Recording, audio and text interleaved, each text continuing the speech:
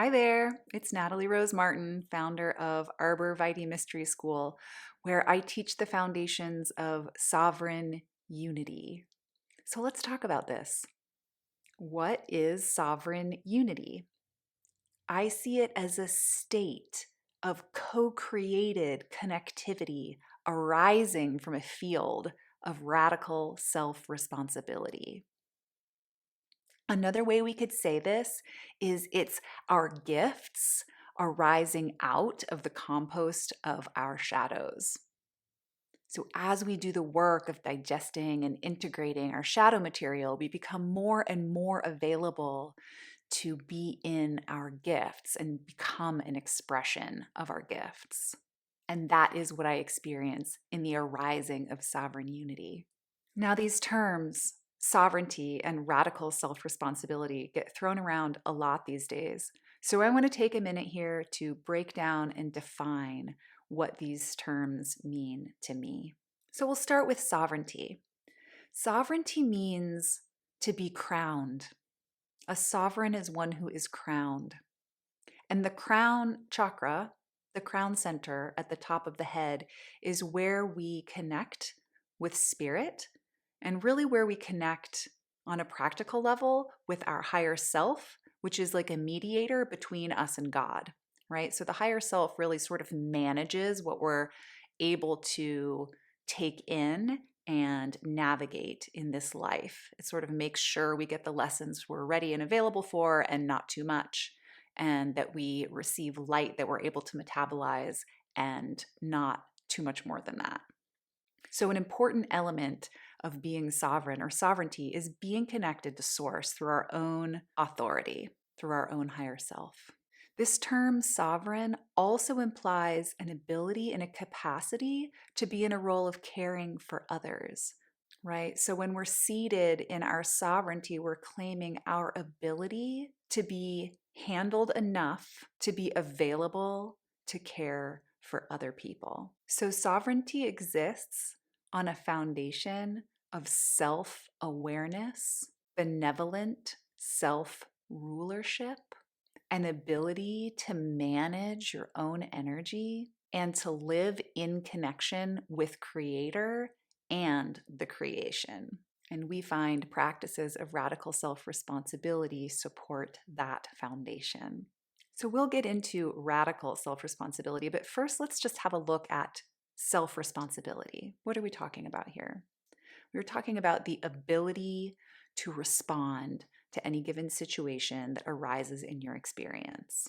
And being able to respond well relies on these foundational pieces of self awareness, being self sourced, knowing how to manage your own energy, and includes things like knowing how to meet your own needs and good communication skills. So, self responsibility can include everything from the basic, like knowing how to get your physical needs met or bringing enough water with you on the adventure that you're going on and making sure you have snacks so you don't get low blood sugar and then get hangry and then snap at somebody that you care about, all the way to trusting your instincts so you can react appropriately in an emergency situation. So you can really see how these pieces, sovereignty and self responsibility, point to each other and support each other. Now, if we want to get radical with it, we get to start looking at the quantum field and deepening into the understanding that we are co creating reality as reality is co creating us. We are in a cosmic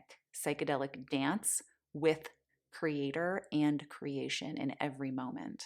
And the reality that is offered to us is a reflection of what we are creating with our subconscious mind. And two deer are running through my neighbor's yard straight towards me, looking at me through the window. Hi, beauties. Hello, my dear. Oh, yes, thank you. I never see deer in my neighborhood. Ooh, I have chills. What a magical moment. There comes another one. Wow. Wow. Yes, that's medicine. That's medicine. Find your way home, babes. Whew. Beautiful. Mm. like that. Wow. Yeah. So, as I was saying, if we want to get radical with our reality creation, with our ability to respond and create, we get to look at the subconscious and what is running in the background. And there are a lot of ways to access the subconscious: meditation, medicine work, hypnotherapy, saunaing, psychotherapy, energy work, studying certain systems like the soul patterns, which I teach, and the gene keys taught by Richard Rudd. All of these and many more can be entry points into discovering, uncovering, and exploring your subconscious mind.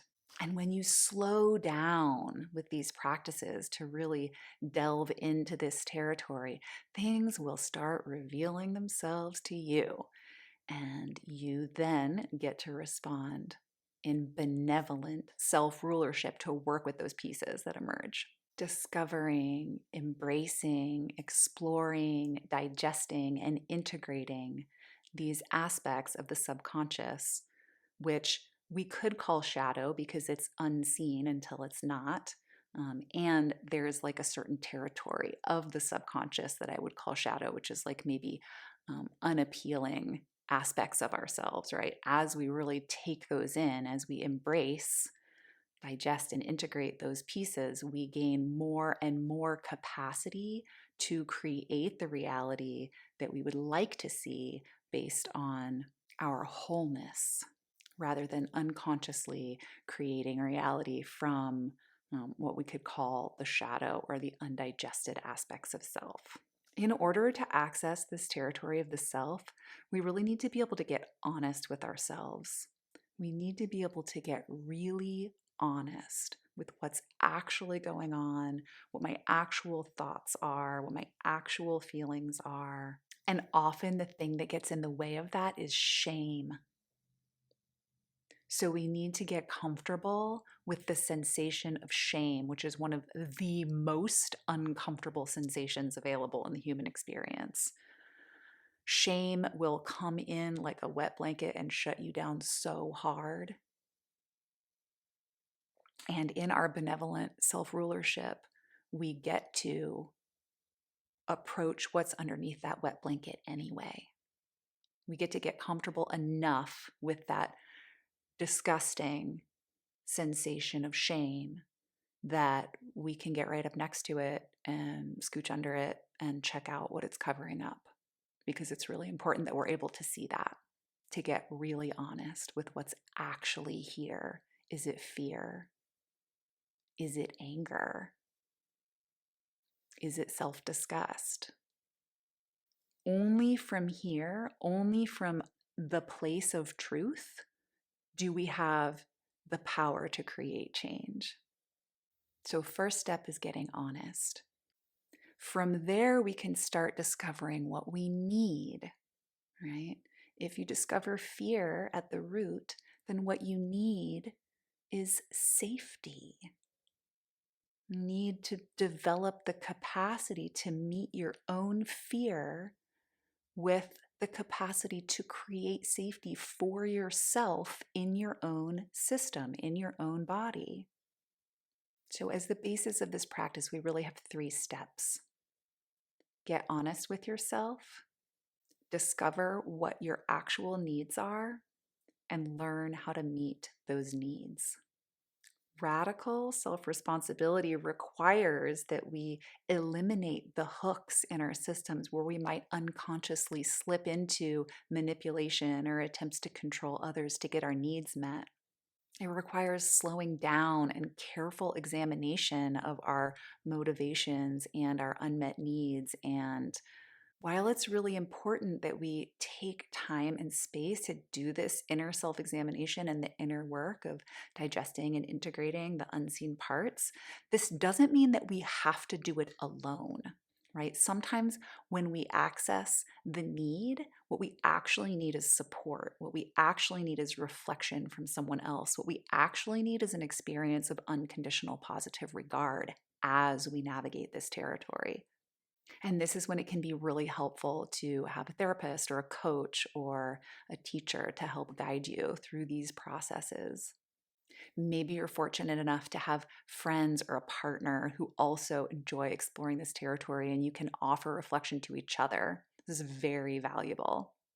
But it's important to be aware of energetic and emotional boundaries in these dynamics so you can be sure that you're truly handing each other back your pieces, your reflections, and your own responsibilities. This is the benefit of having a professional in this role, is that that's built in, it should be built into the relationship, where you're essentially exchanging for the one holding space for you to have boundaries, right? So if you're going to do this in personal relationships, it's important to cultivate the capacity to be able to tell the difference between which piece belongs to who, right? So you can hand those pieces back cleanly and also lovingly, right? This part's really important.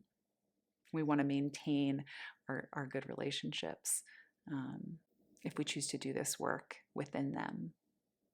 Another great way to begin accessing the subconscious mind is through starting to look at and shift your habits and your patterns. So, to support that process, I have created for you the free New Paradigm Leadership 10-day bootcamp, which I'll link below. And you can start that just as soon as you are ready to take a deep dive into cultivating your radical self responsibility and amplifying your capacity to stand in sovereignty, to be self sourced, and be in service to others. So I look forward to seeing you inside.